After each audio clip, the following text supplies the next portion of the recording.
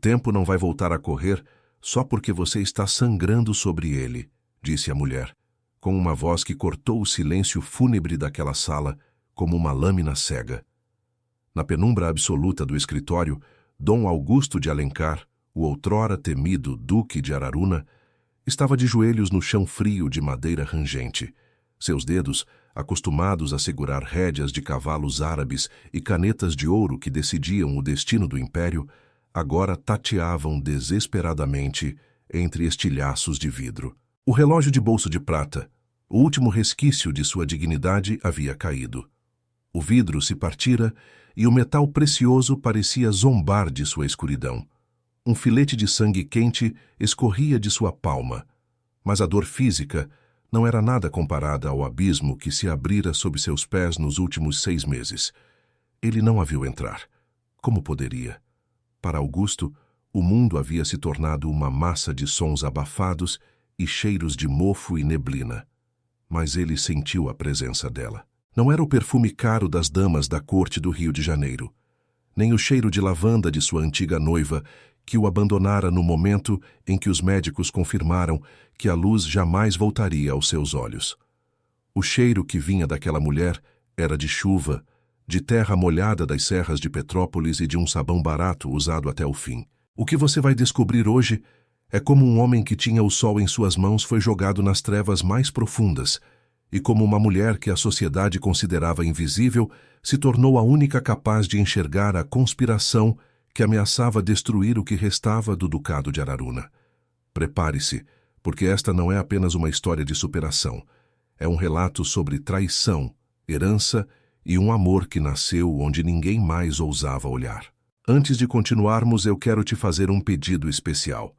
Assista a este vídeo até o último segundo.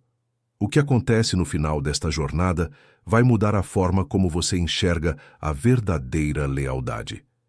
E já que estamos começando, deixe nos comentários uma nota de 0 a 10 para esta história.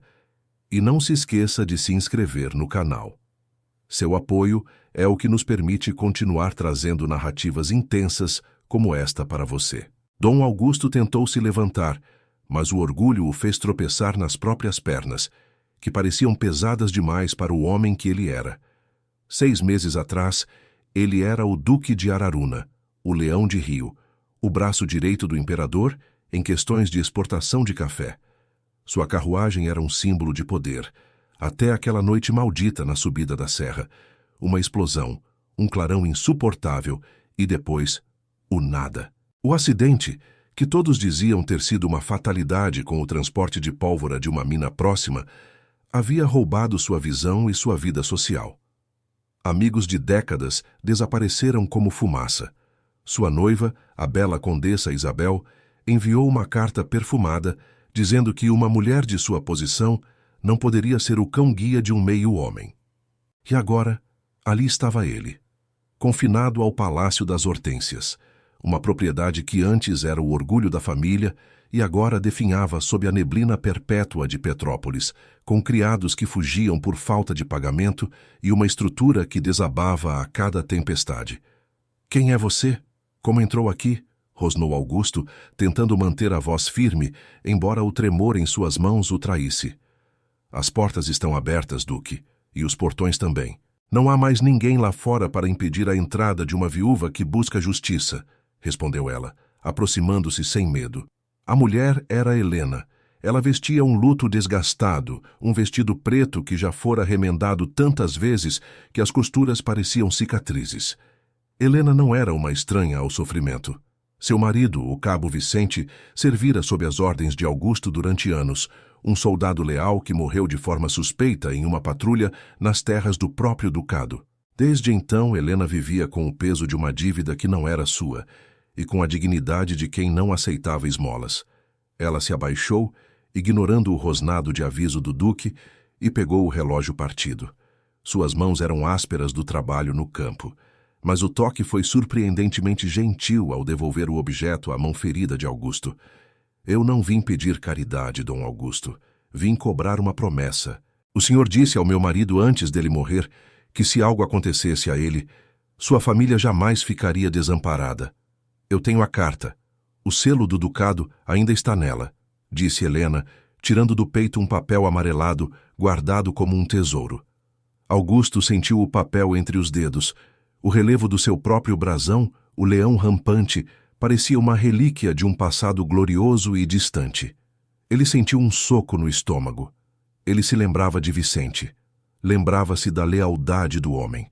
Mas como ele, um cego que não conseguia sequer encontrar o próprio relógio no chão, poderia proteger alguém?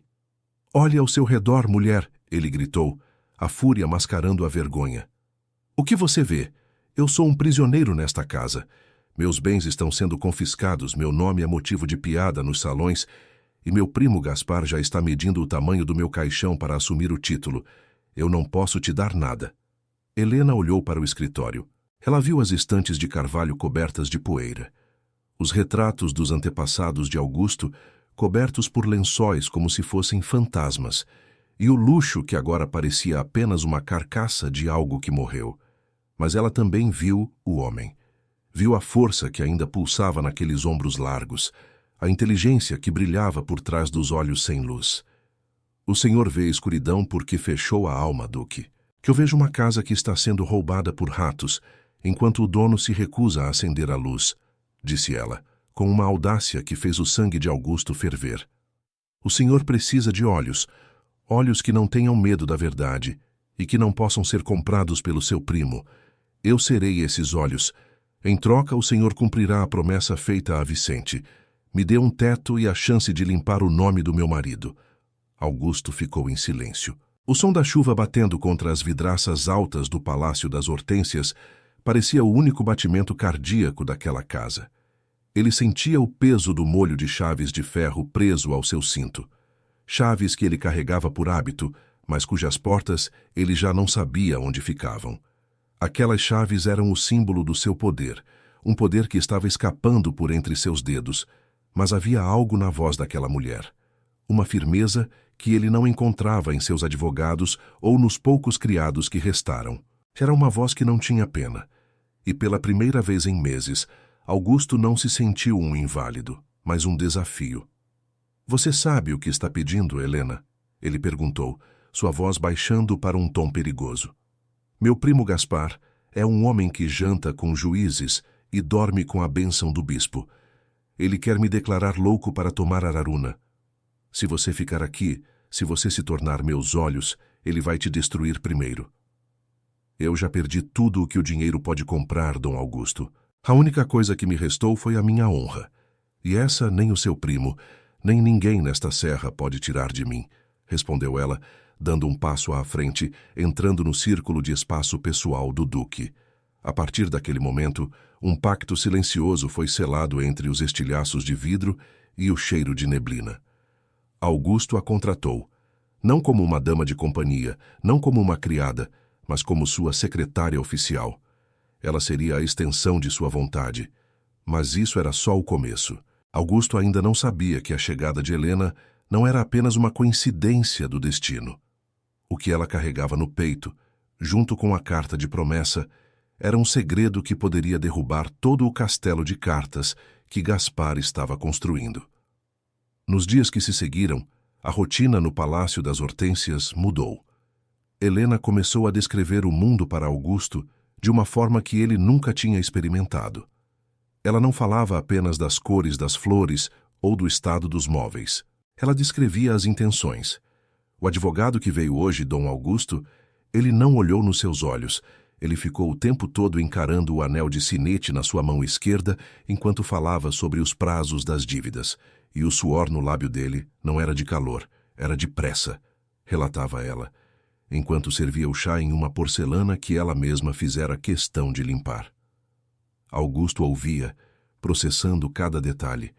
A cegueira, que ele achava ser sua ruína, estava começando a se tornar um filtro. Sem as distrações da visão, ele percebia as hesitações nas vozes, o ranger das botas de quem tentava ser silencioso, o cheiro de álcool barato na governanta que dizia estar doente. Eles acham que eu estou morto, Helena, murmurou Augusto certa noite, enquanto ela lia para ele os registros contábeis que conseguira resgatar do porão. Eles acham que o senhor é uma estátua de mármore que podem quebrar aos poucos, meu senhor. Mas o mármore é difícil de moer, respondeu ela. Mas o perigo era real e imediato. Gaspar, o primo ganancioso, não estava parado. Ele era um homem de modos impecáveis, sempre vestido com o melhor linho, frequentador assíduo das missas de domingo e generoso com as doações para a paróquia local. Para a sociedade de Petrópolis, Gaspar era o salvador, o homem que estava tentando gerenciar a tragédia da família Alencar. Por trás das portas fechadas, no entanto, Gaspar movia as peças de um jogo cruel. Ele já tinha subornado o tabelião e estava em conversas avançadas com o conselho de família. O objetivo era simples, um decreto de interdição. Se Augusto fosse declarado incapaz, Gaspar assumiria o controle total das terras, das minas e, principalmente, do contrato de exportação que era a joia da coroa do ducado. Ele vai agir logo, avisou Helena, após notar uma carruagem preta com o brasão de Gaspar estacionada discretamente perto do portão do palácio por 3 noites seguidas. Ele não quer apenas o seu dinheiro, Dom Augusto. Ele quer apagar a sua existência. Augusto apertou o molho de chaves no cinto. Deixe que venham. Eles acham que a escuridão pertence a eles. Mal sabem que agora, Helena, a escuridão é minha aliada. Mas o que Helena ainda não tinha revelado a Augusto era a verdadeira razão pela qual seu marido, Vicente, fora morto. Ela descobrira, entre os pertences dele, um diário escondido. Um diário que falava de pólvora desviada, de sabotagem e de um nome que se repetia em cada página, Gaspar de Alencar. O acidente que cegou o duque não fora um erro, fora um atentado. E a prova estava nas mãos de uma mulher que não tinha nada a perder. A tensão no Palácio das Hortênsias estava chegando ao ponto de ruptura. Cada passo nos corredores vazios parecia um aviso. Cada sombra na janela parecia um espião. Augusto sentia que o cerco estava se fechando, mas pela primeira vez em meses, ele sentia o sangue correr quente em suas veias. E é aqui que muita gente desistiria. É aqui que o medo paralisaria a maioria dos homens. Mas Dom Augusto de Araruna estava descobrindo que quando se perde a visão, o que resta é a visão da alma. E Helena seria o farol que o guiaria através da tempestade que estava prestes a desabar sobre Petrópolis. Mas o que aconteceu em seguida foi ainda pior do que eles poderiam imaginar. Gaspar não estava vindo apenas com papéis e leis. Ele estava vindo com força bruta. E ele tinha um segredo sobre o passado de Helena que poderia destruir a confiança do duque nela antes mesmo do confronto final. Será que a lealdade de Helena era tão pura quanto parecia? Ou ela também tinha seus próprios interesses sombrios naquele palácio decadente? O que o duque faria ao descobrir que a mulher que ele agora chamava de seus olhos poderia estar escondendo a peça mais importante do quebra-cabeça? O tempo estava acabando. O relógio de prata, embora consertado em sua estrutura por Helena, ainda não batia os segundos. Ele esperava por um coração que voltasse a pulsar com coragem. Continue acompanhando, porque a verdadeira batalha pelo Ducado de Araruna está apenas começando. E o que está escondido nas sombras do Palácio das Hortênsias vai abalar as estruturas de todo o Império Brasileiro. O senhor não percebeu, Dom Augusto, mas o brilho da prataria que desapareceu da sua mesa de jantar não foi para o penhor por necessidade, mas por ganância, disse Helena, enquanto depositava uma bandeja de chá sobre a mesa de carvalho. O som da porcelana tocando a madeira foi o único ruído em meio ao silêncio opressor do escritório. Dom Augusto, sentado em sua poltrona de couro desgastado, franziu a testa. Ele sentia o peso do molho de chaves de ferro preso ao seu cinto, um objeto que agora parecia mais uma âncora do que um símbolo de autoridade. Suas mãos, ainda com o curativo improvisado que Helena fizera após o incidente com o relógio, apertaram os braços da cadeira. A governanta, a senhora Matilde, ela está comigo há 10 anos, murmurou Augusto, a voz carregada de uma incredulidade que doía. Por que ela faria isso agora? Porque para eles, Dom Augusto, o senhor já morreu. Eles estão apenas dividindo os restos antes que o seu primo Gaspar chegue para levar os ossos, respondeu Helena, sem qualquer vestígio de hesitação. A presença de Helena no Palácio das Hortênsias era como uma corrente de ar fresco em um porão mofado. Ela se movia com uma leveza que Augusto não conseguia explicar. Ele ouvia o farfalhar de seu vestido de algodão simples, mas havia algo em sua postura, na forma como ela organizava os papéis sobre a mesa e como descrevia a luz pálida que entrava pelas janelas altas de Petrópolis, que não condizia com a imagem de uma viúva empobrecida de um cabo do exército. Mas isso era só o começo de uma série de estranhezas que começavam a intrigar o duque. Naquela primeira semana, Helena assumiu o controle da casa com uma autoridade silenciosa. Ela não gritava, não dava ordens impetuosas, mas em 3 dias, a poeira que cobria os móveis desapareceu. O cheiro de mofo foi substituído pelo aroma de cera de abelha e flores frescas, as hortênsias que davam nome ao palácio e que ninguém se dava ao trabalho de colher há meses. Augusto, mergulhado em sua escuridão, começou a notar detalhes que antes ignorava. Ele percebeu que Helena sabia ler balancetes contábeis com uma facilidade assustadora. Ela não apenas lia os números, ela identificava as discrepâncias, os pagamentos duplicados a fornecedores fantasmas e as retiradas inexplicáveis de fundos das fazendas de café. Onde uma mulher como você aprendeu a entender de contabilidade e de etiqueta, Helena? Perguntou ele uma noite enquanto a lareira estalava, lutando contra o frio úmido da serra. Você fala como alguém que frequentou os salões do Rio, não como quem viveu em quartéis. Helena parou de ler o documento. Augusto ouviu o silêncio dela, um silêncio que parecia carregar um segredo antigo. Meu pai era um guarda-livros, Dom Augusto. Ele acreditava que o conhecimento era a única herança que ninguém poderia confiscar. E Vicente, meu marido, ele me ensinou que para sobreviver entre os lobos é preciso saber como eles contam suas presas, disse ela, com uma voz que soava madura demais para a sua idade. E isso era a mais pura verdade. Helena não estava ali apenas por caridade ou por uma promessa antiga. Ela estava em uma missão, mas o que ela revelou em seguida o deixou em choque. Dom Augusto, o senhor precisa saber de algo. O seu primo, Gaspar, não está apenas esperando a sua morte. Ele está forjando documentos para provar que a explosão na carruagem não foi um acidente, mas uma tentativa de suicídio sua. Ele quer usar isso para convencer o conselho de família de que o senhor perdeu a razão muito antes de perder a visão. Augusto sentiu um frio que não vinha da neblina de Petrópolis. A traição de Gaspar era uma ferida aberta que se recusava a cicatrizar. Gaspar, o primo que crescera com ele, que compartilhara caçadas e segredos, agora era o arquiteto de sua ruína total.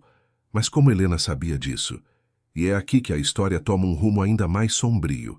Helena não estava sozinha em sua investigação. Ela contava com o apoio silencioso de Severino, o antigo cocheiro da família, um homem de poucas palavras e lealdade inabalável, que fora injustamente demitido por Gaspar logo após o acidente. Severino conhecia cada atalho daquelas terras e cada segredo dos estábulos. Foi Severino quem trouxe a Helena a notícia de que Gaspar estava se reunindo secretamente com o tabelião local, um homem chamado Dr. Borges, conhecido por sua caneta fácil para quem pagasse bem. Eles estavam preparando uma ordem de interdição judicial. O prazo era curto. Em 2 semanas, uma audiência seria realizada para decidir o destino de Dom Augusto e de todas as terras de Araruna. Eles acham que o senhor não vai comparecer. Eles acham que o senhor vai se esconder atrás desses lençóis que cobrem os móveis, disse Helena, aproximando-se da poltrona de Augusto. Ela colocou a mão sobre a dele. Pela primeira vez, o duque não recuou. Ele sentiu a força naqueles dedos. Dom Augusto, o senhor ainda tem o molho de chaves, mas elas não servem para nada se o senhor não souber quais portas abrir. O senhor me contratou para ser seus olhos. Então, deixe-me mostrar a verdade. Gaspar está usando pólvora desviada das suas próprias minas para subornar oficiais. Vicente descobriu isso. Foi por isso que ele morreu. O coração de Augusto martelava no peito. Você está dizendo que meu primo matou o seu marido e tentou me matar com a minha própria pólvora? Sim, e eu tenho as provas, mas elas não estão aqui. Vicente as escondeu em um lugar onde só alguém que conheça a alma desta casa poderia encontrar, revelou Helena, o sussurro carregado de urgência. A partir daquele momento, o jogo mudou. Augusto não era mais apenas uma vítima esperando o fim.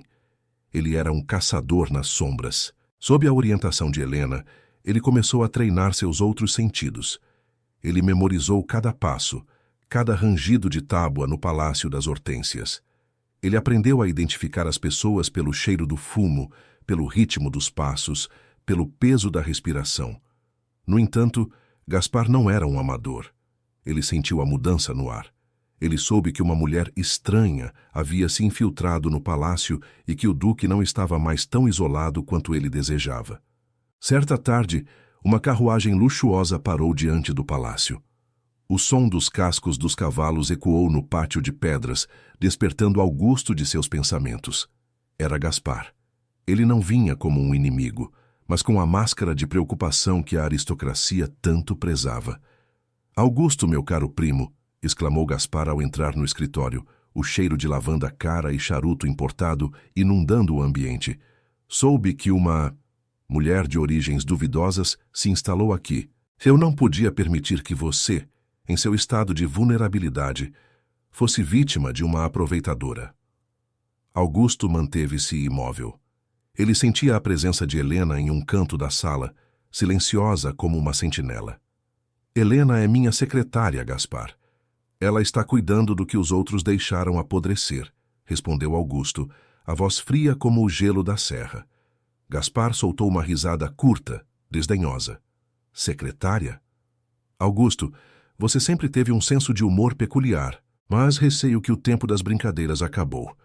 O Conselho de Família está preocupado. Eles acham que o isolamento está afetando seu julgamento. Eu vim aqui como seu único aliado para sugerir que você assine estes papéis de transferência de tutela. É para a sua proteção." Helena deu um passo à frente, saindo das sombras. "O Duque de Araruna não precisa de proteção contra si mesmo, Sr. Gaspar. Ele precisa de proteção contra aqueles que falsificam registros de exportação para encobrir desvios de carga." O silêncio que se seguiu foi cortante. Gaspar virou-se para Helena, os olhos brilhando com uma fúria contida. Ele a mediu de cima a baixo, vendo apenas uma viúva em trajes pobres, mas algo na firmeza do olhar dela o fez hesitar. "Quem você pensa que é para falar assim comigo, sua insolente?" rosnou Gaspar. "Eu sou a voz de quem o senhor tentou calar, mas não conseguiu", respondeu ela sem recuar 1 milímetro. Gaspar caminhou até Augusto e inclinou-se sobre ele, sussurrando perto de seu ouvido. "Você está cometendo um erro, Augusto. Essa mulher vai ser a sua ruína. Eu voltarei com uma ordem judicial, e quando eu voltar, nem ela, nem ninguém poderá impedir que você seja levado para um lugar onde não poderá mais causar vergonha ao nosso nome." Quando Gaspar saiu, batendo a porta com violência, Augusto sentiu o tremor em suas próprias mãos. O prazo estava correndo. A audiência seria em 10 dias. Gaspar tinha a lei, o dinheiro e a influência a seu favor. Augusto tinha apenas a sua escuridão, uma viúva corajosa e um segredo enterrado. Ele achou que estava tudo resolvido. Não poderia estar mais enganado, murmurou Augusto, repetindo as palavras que Helena lhe dissera antes. "Nós precisamos encontrar o diário de Vicente, Dom Augusto. Ele é a chave para tudo." Ele registrou cada grama de pólvora desviada e cada nome envolvido no esquema de Gaspar, disse Helena, sua voz agora trêmula de emoção. "Mas Vicente me disse uma vez que a verdade estava guardada no coração das Hortênsias." Augusto franziu o senho. O coração das Hortênsias era como sua mãe chamava a antiga biblioteca do palácio, um lugar que ele não visitava desde que perdera a visão, pois a dor de não poder ler seus livros era insuportável. Mas o tempo estava acabando. E é aqui que muita gente desiste. Mas Augusto não podia. Ele precisava lutar não apenas pelo seu título, mas pela honra do homem que morrera para protegê-lo. Naquela noite, sob uma tempestade que sacudia as janelas do palácio, Augusto e Helena se dirigiram para a biblioteca. O ar ali era pesado, com cheiro de papel velho e couro. Helena descrevia as estantes imensas, as escadas de caracol e o grande busto de mármore do primeiro duque no centro da sala. "Procure atrás do retrato da minha mãe, Helena. Há um compartimento secreto que meu pai me mostrou quando eu era criança", disse Augusto, a memória guiando seus passos na mente.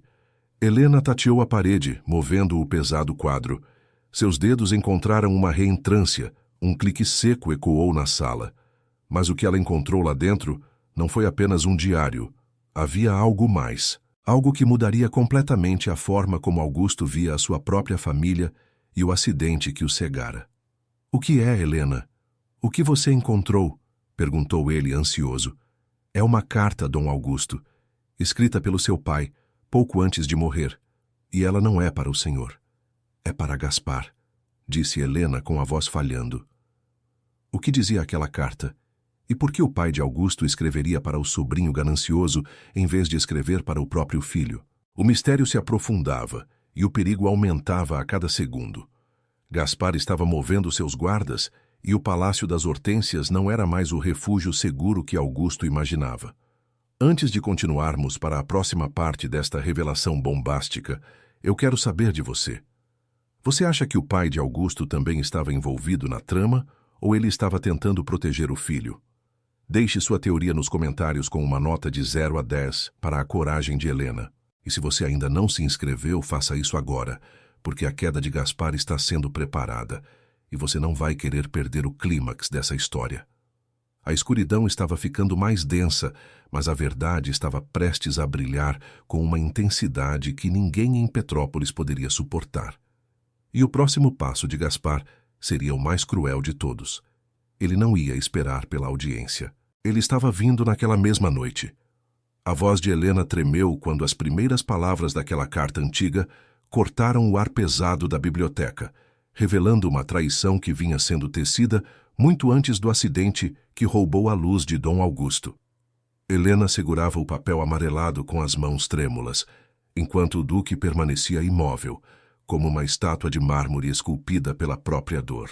A chuva lá fora parecia querer derrubar as paredes do Palácio das Hortênsias, e o cheiro de papel velho e mofo da biblioteca tornava tudo ainda mais sufocante. "Leia, Helena, não esconda nada de mim", ordenou Augusto, sua voz sendo pouco mais que um sussurro rouco, mas carregado de uma autoridade que se recusava a morrer. "É do seu pai, Dom Augusto, datada de apenas 2 semanas antes de ele falecer", começou Helena, respirando fundo para controlar o pranto. "Ele escreve para Gaspar. Ele diz que descobriu os desvios de dinheiro nas exportações de café. Ele diz que sabia que Gaspar estava penhorando as joias da família para pagar dívidas de jogo no Rio de Janeiro." Augusto sentiu como se o chão tivesse desaparecido. Seu pai, o antigo duque, um homem de honra inabalável, sabia da podridão no coração do sobrinho. "Continue", disse Augusto, os nós dos dedos brancos de tanto apertar os braços da poltrona. "Ele termina a carta com um ultimato", Helena continuou, a voz ganhando firmeza. "Ele diz que se Gaspar não confessasse tudo e não deixasse o país em 30 dias, ele iria pessoalmente ao imperador pedir a anulação do direito de herança de Gaspar. Ele diz que Araruna jamais cairia nas mãos de um ladrão." O silêncio que se seguiu foi interrompido apenas pelo estalo de um tronco na lareira. Augusto finalmente entendeu. Gaspar não tinha apenas ganância, ele tinha desespero. O falecimento súbito do velho duque, que todos acreditaram ser um ataque do coração, agora ganhava contornos muito mais sinistros. E o acidente de Augusto? Foi a forma de Gaspar garantir que o segredo morreria com quem restava da linhagem direta. Mas isso era só a ponta do iceberg. O que aconteceu em seguida foi ainda mais revelador. Helena começou a folhear o diário de Vicente, o cabo do exército que fora seu marido. Entre as páginas borradas de suor e terra, ela encontrou a conexão final. Vicente fora encarregado de escoltar um carregamento de pólvora das minas do ducado. No diário, ele escreveu que vira Gaspar se reunindo com homens mascarados na calada da noite, trocando caixotes de pólvora por moedas de ouro. Vicente viu o desvio, Dom Augusto. Ele anotou os números de série dos caixotes. "E são os mesmos números que constavam no relatório do acidente da sua carruagem", revelou Helena, com os olhos brilhando de uma determinação feroz. "O senhor foi vítima da sua própria pólvora, vendida pelo seu primo para financiar uma vida de luxo e mentiras." Augusto sentiu uma fúria gelada percorrer seu corpo. Ele não era apenas um cego abandonado. Ele era um sobrevivente de uma tentativa de assassinato arquitetada pelo próprio sangue, mas ele sabia que a justiça no Império era um jogo de aparências e poder. Gaspar tinha os contatos, tinha os documentos e, acima de tudo, tinha a imagem de um nobre caridoso. Eles acham que eu sou um homem acabado, Helena. Eles acham que podem me enterrar vivo neste palácio, disse Augusto, levantando-se com uma firmeza que Helena ainda não tinha visto. Mas eles esqueceram que um leão, mesmo cego, ainda tem garras. E é aqui que muita gente desiste. É aqui que o peso da injustiça faz muitos baixarem a cabeça. Mas Dom Augusto de Araruna não era qualquer homem. Ele chamou Helena para perto e, pela primeira vez, permitiu que ela visse a vulnerabilidade em seu rosto. Helena, você arriscou tudo para me trazer essas provas. Se Gaspar descobrir que você tem esse diário e essa carta, ele não terá piedade. Eu vou te proteger, mas preciso que você confie em mim. Precisamos agir com a astúcia de quem se move nas sombras. Enquanto eles planejavam os próximos passos, o inimigo não estava parado. Gaspar, sentindo que o tempo estava se esgotando e que a presença de Helena estava mudando o duque, decidiu apertar o cerco. Ele começou a espalhar boatos cruéis por toda Petrópolis. Dizia que o duque, em sua loucura causada pela cegueira, estava sendo mantido em cativeiro por uma mulher ambiciosa que buscava um dote inexistente.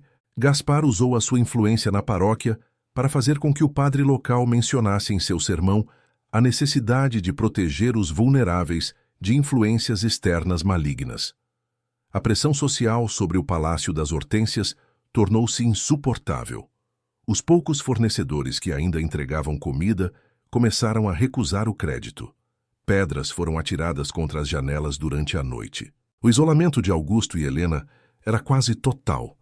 Ele quer nos sufocar, Dom Augusto, disse Helena certa manhã, enquanto olhava pela janela para a neblina que parecia engolir a propriedade. O tabelião Borges enviou uma notificação. A audiência do Conselho de Família foi antecipada. Temos apenas 3 dias. Augusto não se abalou. Ele estava sentado à mesa, com um molho de chaves de ferro diante de si. Ele as tocava uma a uma, memorizando o formato de cada dente, de cada segredo. 3 dias são o suficiente para um homem aprender a enxergar o que os outros ignoram, disse ele. Helena, eu quero que você vá até a cidade. Procure o Dr. Alencar, o antigo médico de meu pai. Ele se aposentou e vive perto do porto. Diga a ele que o leão precisa de uma última consulta. Ele saberá o que significa. Mas a viagem de Helena não seria fácil. Gaspar tinha vigias em cada esquina de Petrópolis. E aqui o roteiro nos mostra que o perigo não era apenas legal, era físico. Helena partiu sob uma chuva fina, escondida sob uma capa de chuva velha. Ela sentia o peso do diário e da carta contra o peito, como se fossem escudos e âncoras ao mesmo tempo. Enquanto caminhava pelas ruas de paralelepípedos, ela percebeu que estava sendo seguida. 2 homens, com chapéus baixos e casacos escuros, mantinham a distância, mas nunca a perdiam de vista. O medo tentou paralisá-la, mas a imagem de Augusto, sozinho e indefeso no palácio, deu-lhe a coragem necessária. Ela entrou em um beco estreito, usando o conhecimento que Vicente lhe dera sobre como se mover sem ser notada. Ela conseguiu despistar os perseguidores e chegar à casa do médico. O doutor Alencar, um homem de cabelos brancos e olhos que já viram muita dor, recebeu Helena com desconfiança, mas ao ouvir o código de Augusto, seu rosto mudou. Então o filho finalmente acordou, murmurou o médico. Eu esperei por este dia, minha jovem. Eu tenho algo que pertencia ao duque anterior, algo que ele me entregou para guardar caso o pior acontecesse. O que o médico entregou a Helena foi uma cópia autenticada do testamento original que Gaspar acreditava ter destruído. Mas havia um detalhe. O testamento só tinha validade se Augusto provasse que estava em pleno uso de suas faculdades mentais diante do conselho. Enquanto isso, no palácio, Augusto vivia seu próprio teste de resistência. Gaspar, impaciente, resolveu fazer uma visita surpresa. Ele não veio sozinho. Trouxe consigo 2 guardas e uma ordem de inspeção sanitária. Augusto, meu caro, esta casa cheira a conspiração, disse Gaspar, caminhando pelo salão e chutando um balde de limpeza que Helena deixara. Onde está aquela sua protegida? Soube que ela andou circulando pela cidade com documentos roubados. Isso é crime, primo, e o crime exige punição. Augusto, em pé no topo da escada, não se moveu. Ele ouvia a respiração pesada de Gaspar, o som metálico das espadas dos guardas e o vento uivando lá fora. Helena não roubou nada, Gaspar. Ela apenas recuperou o que você tentou esconder nas sombras, disse Augusto, sua voz ecoando com uma potência que fez os guardas hesitarem. Você está delirando, Augusto. A cegueira finalmente chegou ao seu cérebro, gritou Gaspar, subindo os primeiros degraus. Amanhã, nesta mesma hora, você será levado para o sanatório do Rio, e essa mulher, ela terminará os seus dias na prisão. Gaspar saiu, mas o aviso estava dado. O prazo de 3 dias tinha se tornado apenas 1. A audiência seria na manhã seguinte, e Helena ainda não tinha voltado. Augusto passou a noite em claro, guiado apenas pelo toque das paredes e pelo som da chuva. Ele praticou cada movimento, cada palavra. Ele sabia que a audiência seria o seu palco final. Se ele falhasse, Araruna estaria perdida para sempre, e Helena seria destruída por sua causa. Mas ele achou que estava tudo resolvido. Não poderia estar mais enganado. O que ele não sabia é que Gaspar tinha uma última carta na manga. Uma testemunha falsa que diria que Helena e Augusto estavam planejando o assassinato do primo para ficar com a herança antecipada. O que você faria se estivesse no lugar de Augusto? Lutaria mesmo sem enxergar o inimigo ou aceitaria o destino cruel? Deixe sua opinião nos comentários e dê uma nota de 0 a 10 para a estratégia de Gaspar. E se você quer ver o Duque de Araruna recuperar o que é seu por direito, inscreva-se agora para não perder a continuação desta história épica. O dia amanheceu frio e cinzento sobre Petrópolis. As carruagens do Conselho de Família começaram a chegar à sede do tribunal local. O clima era de funeral, mas no Palácio das Hortênsias, um homem se vestia com sua farda de gala, as medalhas brilhando fracamente na penumbra. Dom Augusto de Alencar estava pronto. Helena acabara de atravessar o portão, exausta e ensopada, mas com o documento que era a chave para a liberdade deles. Eles estão nos esperando, Dom Augusto, disse ela ofegante. Então não vamos fazê-los esperar mais, Helena. Me dê o seu braço. Hoje, o Império vai descobrir que os olhos de um duque podem estar fechados, mas sua alma nunca esteve tão desperta. A batalha final estava prestes a começar, e o que aconteceu naquele tribunal mudaria a história do Ducado de Araruna para sempre. Eu não vou como um homem que perdeu a visão, Helena. Eu vou como o Duque de Araruna. E hoje eles vão descobrir que a justiça não precisa de olhos para encontrar o pescoço dos traidores, disse Dom Augusto, enquanto suas mãos, agora firmes, abotoavam a farda de gala que ele não vestia desde o dia do acidente. Naquela última noite antes da audiência, o Palácio das Hortênsias parecia respirar junto com seus ocupantes. O vento uivava nas frestas das janelas, mas dentro do quarto de vestir, o silêncio era solene. Helena observava o gigante à sua frente. Augusto não era mais o homem prostrado no chão, cortando os dedos em estilhaços de vidro. Ele parecia ter recuperado centímetros de altura, sua coluna ereta, como a de um soldado pronto para a carga final. Mas isso era apenas o começo da transformação. Augusto tomou uma decisão moral que mudaria o curso de suas vidas. Ele sabia que, ao levar Helena ao tribunal e expor as provas, ele estaria colocando um alvo definitivo no peito dela. Gaspar não hesitaria em destruí-la para se salvar. Helena, chamou ele, estendendo a mão para o vazio até encontrar o ombro dela. Se as coisas derem errado amanhã, Severino tem ordens de tirar você daqui e levá-la para o Rio, para a proteção de um antigo aliado do meu pai.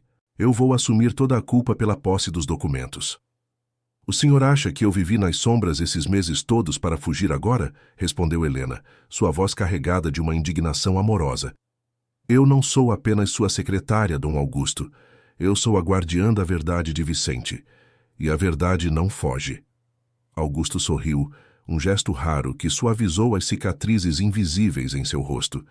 Ele retirou o pesado molho de chaves de ferro de seu cinto e o entregou a ela. O metal estava frio, mas o simbolismo queimava. Essas chaves abrem todas as portas deste ducado, Helena, mas hoje eu as entrego a você porque você abriu a única porta que eu achei que estaria trancada para sempre, a da minha dignidade. Guarde-as.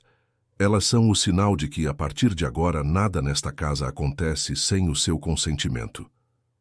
Enquanto o pacto de lealdade se fortalecia no palácio, Gaspar de Alencar movia sua última peça no tabuleiro de Petrópolis. Em uma taberna escura perto da estação de carruagens, ele se reunia com um homem de aparência sinistra, um antigo subalterno de Vicente que fora expulso do exército por má conduta. "Você sabe o que dizer amanhã diante do juiz", rosnou Gaspar, jogando um saco de moedas sobre a mesa. "Você dirá que Helena o procurou para comprar veneno. Dirá que ela planejava matar o duque para ficar com a herança, e que você, como um homem temente a Deus, não pôde permitir tal atrocidade." O homem sorriu, revelando dentes podres. "E quanto ao duque, senhor Gaspar? O duque é um cego louco. A palavra dele não vale nada contra o depoimento de uma testemunha ocular e a minha tutela. Amanhã, ao meio-dia, eu serei Araruna, e Helena estará a caminho da forca." Ele achou que estava tudo resolvido. Não poderia estar mais enganado. O que Gaspar não contava era com a memória de um homem que viveu décadas no poder. Na manhã seguinte, a neblina de Petrópolis estava tão densa que parecia que o mundo havia desaparecido. Augusto e Helena desceram as escadarias do palácio. Severino os esperava com a carruagem mais simples, para não chamar atenção, mas Augusto recusou. "Não", disse o duque, "abra o portão principal. Nós vamos a pé. Eu quero que cada cidadão desta cidade, cada comerciante a quem devo e cada nobre que me deu as costas, veja que o duque de Araruna ainda caminha sobre suas próprias terras." E assim aconteceu. Foi uma imagem que Petrópolis jamais esqueceria. O duque cego, vestido em sua farda azul imperial, com as medalhas de ouro brilhando contra o cinza da manhã, caminhando com passos largos e decididos. Ao seu lado não estava uma condessa ou uma dama da corte, mas Helena, a viúva pobre, vestida com seu luto simples, servindo como seu guia e seu suporte. As pessoas saíam às portas. O silêncio acompanhava o som das botas de Augusto contra o paralelepípedo. Alguns sentiam vergonha, outros curiosidade.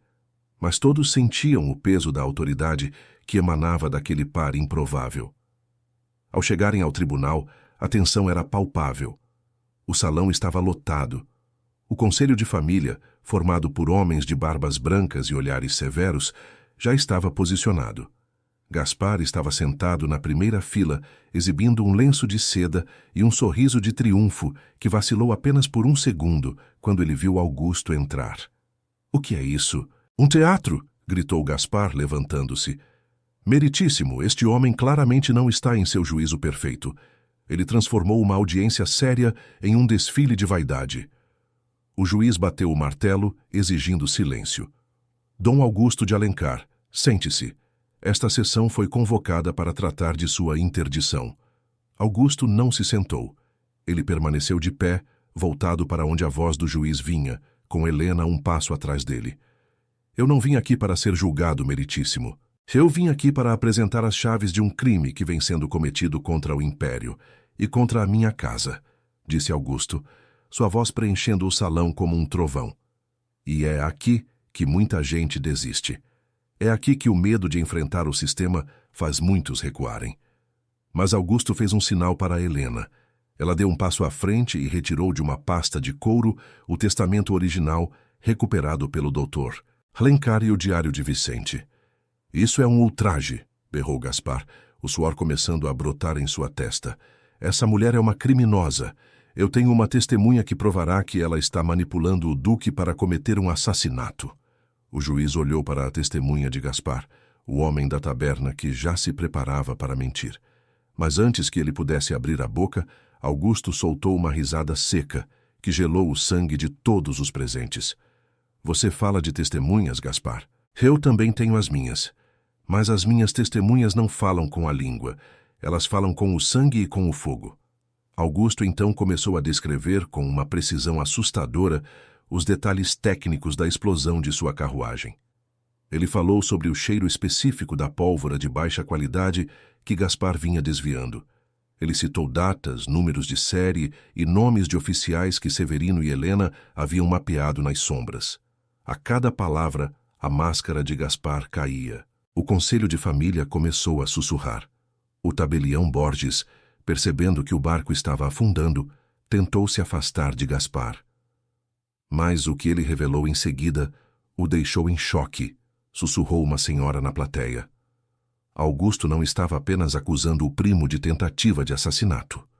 Ele estava revelando que Gaspar havia hipotecado terras que não eram dele, usando selos falsificados do próprio imperador. A escalada de tensão no tribunal era insuportável. Gaspar, vendo seu império de mentiras desmoronar, perdeu o controle. Ele avançou em direção a Helena, tentando arrancar os documentos de suas mãos. Sua maldita! Você destruiu tudo! Gritou ele. Mas Augusto, mesmo sem enxergar, agiu por instinto e memória. Ele interceptou o primo com um braço de ferro, jogando-o contra a balaustrada do tribunal. O silêncio que se seguiu foi absoluto.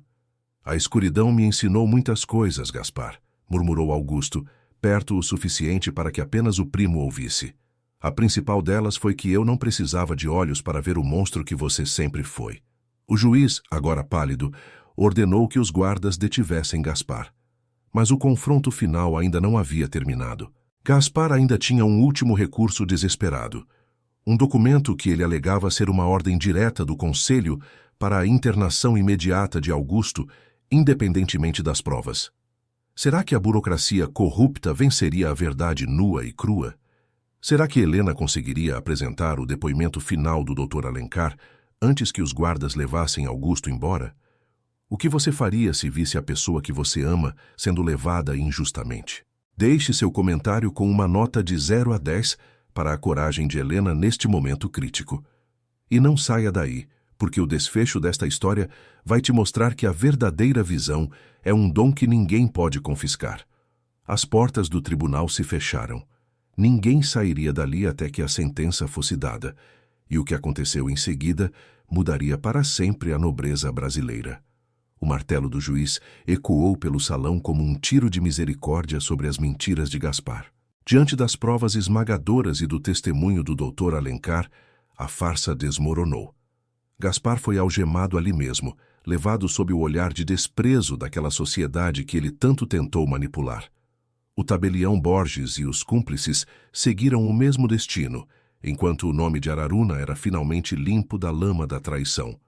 Mas a maior vitória não foi o título recuperado. Meses depois, o Palácio das Hortênsias não cheirava mais a mofo, mas a vida. Dom Augusto decidiu nunca mais voltar para a hipocrisia das festas no Rio de Janeiro. Ele transformou suas terras em um refúgio para veteranos e famílias desamparadas, como a de Vicente fora um dia. Helena não era mais uma secretária silenciosa. Ela se tornou a administradora oficial de Araruna, governando com uma sabedoria que nenhum dote poderia comprar. Naquela tarde ensolarada em Petrópolis, Augusto e Helena caminhavam pelo jardim. Ele segurava o relógio de bolso de prata, agora batendo segundos perfeitos. Augusto sentiu o calor do sol no rosto e sorriu, sentindo a presença firme de Helena ao seu lado. "O que você vê agora, Helena?" perguntou ele suavemente. "Vejo as hortênsias florescendo, Dom Augusto, e vejo um homem que finalmente encontrou o seu caminho", respondeu ela, apertando a mão dele. Augusto suspirou, em paz. "Engraçado. Eu só comecei a enxergar de verdade no dia em que perdi a visão. A verdadeira nobreza não está no sangue, mas na lealdade de quem fica quando todas as luzes se apagam. Se você se emocionou com essa jornada de superação e justiça, deixe sua nota de 0 a 10 nos comentários. Sua participação é fundamental para continuarmos contando histórias que tocam a alma. Não esqueça de se inscrever no canal para não perder nossos próximos relatos. Muito obrigado por assistir até o final e nos vemos na próxima história.